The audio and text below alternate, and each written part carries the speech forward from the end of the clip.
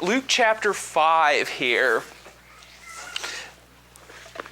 Matthew, Mark, Luke. Everybody, those Pew Bibles, everybody got one of those? I'll read from one of the Pew Bibles here. Does anybody else need one? No? Perry mentioned or asked the question, why do we do what we do, or why do we keep doing what we do? And that's a great question to ask, and it's a question that we have been asking for the last couple of months here at New Heights. Why do we do what we do, or why are we here? Why has God put us here?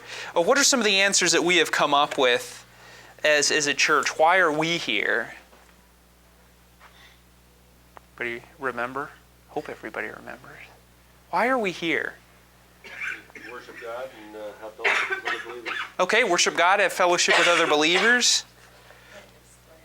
Okay, yeah, to be His witness. That's the church has been placed here. Acts 1:8. We're here. Yeah, you're halfway right there, Paul.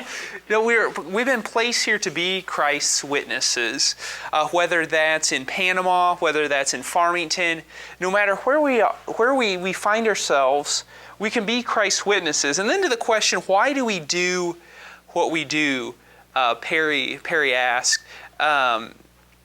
I think Luke is going to answer this to one degree or another here this morning. So let's look at this. We're going to be looking at Luke 5:27 through 31. We don't have time to get into all the details of tax collectors. We don't like tax collectors in our day and age a whole lot. Nobody looks upon the IRS with, great gleaming eyes or big smiles. But suffice it to say is nobody liked tax collectors. It's worse than just simply collecting money from people, but it had to do with their relationship with Rome and with the Romans, and nobody liked tax collectors. So we can pick that up already from here, that the tax collectors were not a group of people that anybody really wanted to associate with except other tax collectors. You kind of hang out with the people you can, and nobody wanted to hang out with the tax collectors except other tax collectors. So nobody liked tax collectors. Have you ever noticed on television, or not on television, but you got music stars or pop stars or rock stars, however you want to call them, and you've got actors. And as those people seem to rise the social ladder, if you want to put it that way, as they come to fame, they tend to do away or start losing the people that they had originally come up with, and they get a whole different group of people that they tend to surround themselves with. Does that make sense? If I know this happens a lot with actors. If an actor, he or she is married to a non-actor, someone not famous, as that person rises to fame, what typically happens? They divorce. They dump the person who they were married to and find somebody that's just as famous as they are. So people, as they rise in popularity, tend to dump those who are less than them or not as popular as them. People tend to forget from where they came. Does that make sense? Does that, as people rise the ladder, sometimes as we rise the social ladder, or as we age or develop, we forget the people with whom we grew up, or we forget from where we have been brought up. You might be saying, what does this have to do with what you've just been talking about tax collectors and such? Let's look at this a little bit more closely here. Jesus calls Levi. What's another name for Levi? Or who is he talking about here? Somebody we may know a little bit better besides the name of Levi. Anybody know? Matthew. There you go. So Levi is the same as Matthew, just like the gospel, probably the author of that there. So we've got Matthew the tax collector. So nobody is associated with tax collectors except who? Other tax collectors. Yet here we've got Jesus, who is probably the most popular person in Galilee at the time, at least among the popular people. Remember last week how all the people were coming to him, they were flocking to him, they were pressing down on him so much he had to get out in a boat and teach them from the Sea of Galilee from the boat because he was being pressed down, so many people. Jesus is popular. And here we have the most popular man in Galilee not only talking to, but having dinner with Matthew, Levi, the tax collector. One time when I was down in St. Louis, my dad and I took trips down to St. Louis as a kid to watch Cardinals games. One time after the game, we were walking around the perimeter of the stadium, and the players park underneath the stadium, or at least on the old stadium. They got a new one now. But they parked under the stadium, and then they would drive out onto the main road that surrounds the stadium. And we were walking around in a car. This Cadillac pulls up, waiting to merge or enter traffic to the main road that surrounds Busch Stadium. And a big crowd of people let me describe this. The car was pulling out of the stadium, let's say this way. I was walking towards it this way, and this big crowd was on the far side of the car being held back by a security guard. And they were all screaming and yelling. As I look into the car, I realize, or I see that it's Ozzie Smith. Does everybody know who Ozzie Smith is? Star shortstop for the St. Louis Cardinals, probably 10, 15, 20 years ago.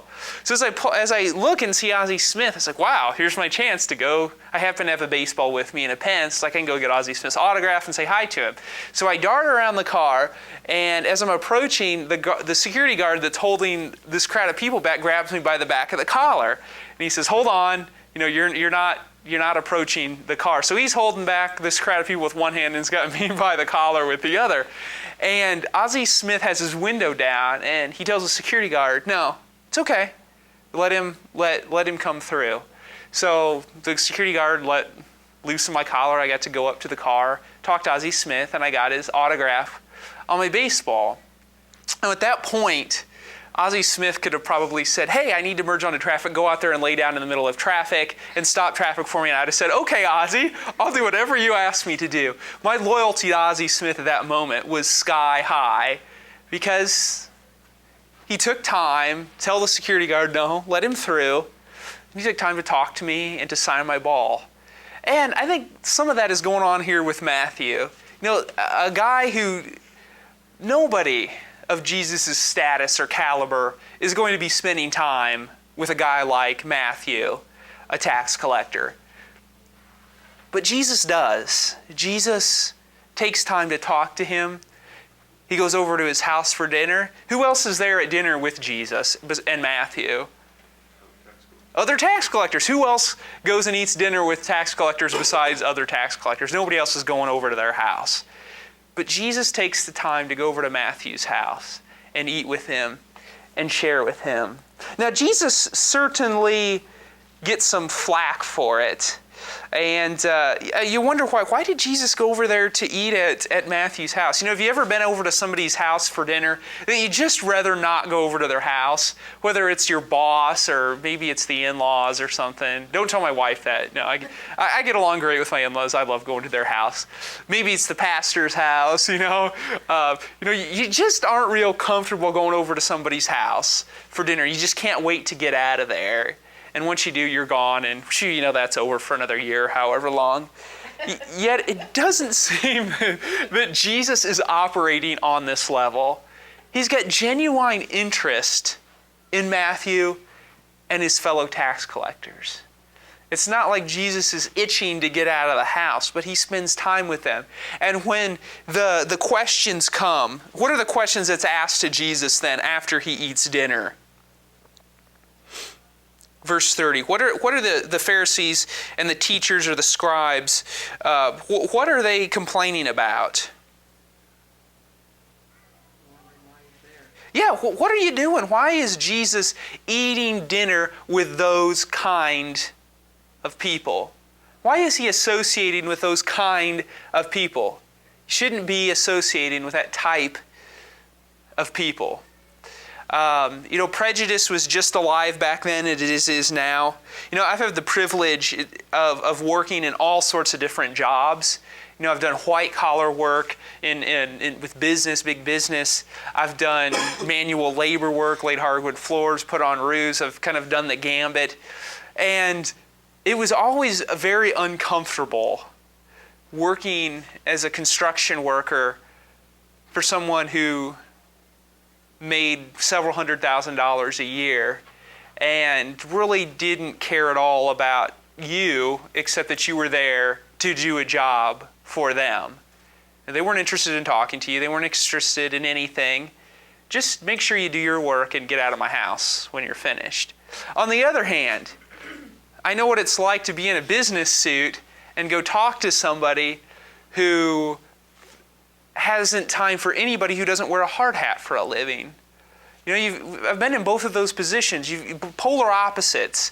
The construction worker who's looked down upon by those who work in the business world or something different, or the businessman who doesn't fit in with somebody who works with their hands.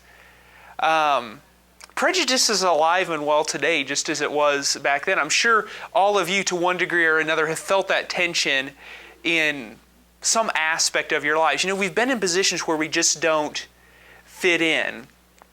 And Jesus is called on the carpet for this. Why are you eating and drinking with those kind of people, with tax collectors and quote-unquote sinners? And what's Jesus' answers to that in verse 31? Basically saying that's what Yeah, it's a really good way to put it, Tom. Think about it. The religious people, the religious leaders of the time are saying, why are you hanging out with these people? Mm-hmm.